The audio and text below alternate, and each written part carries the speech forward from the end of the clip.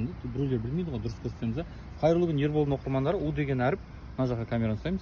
Осы автокөліктің сол бетіне жапсырылады. Бұл оқушының көлігі. Неге жапсырамыз? Өйткені көшеде енді 100% барлығы түсінікпен қарамаса да 70-80%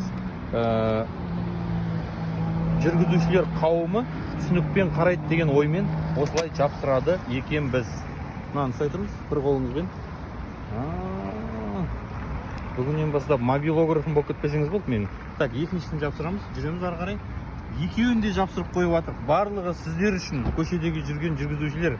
Осы Kia Sportage автокөлігін көрсеңіздер, ұстаңыздар. Сигнал бермей, нормально түсінікпен қарап жүрулеріңізді сұраймыз, Құдай қаласа. Вот. Ал, бисмиллах. Әкеңіз. Мінекей, осылай оң жағына және сол жағына жапсырдық. Осы автокөлік, міне жүргізушісі, вот, осы кісіге сигнал бермей айналып өтіңдер деген өтініш жасап жатыр. Хорошо?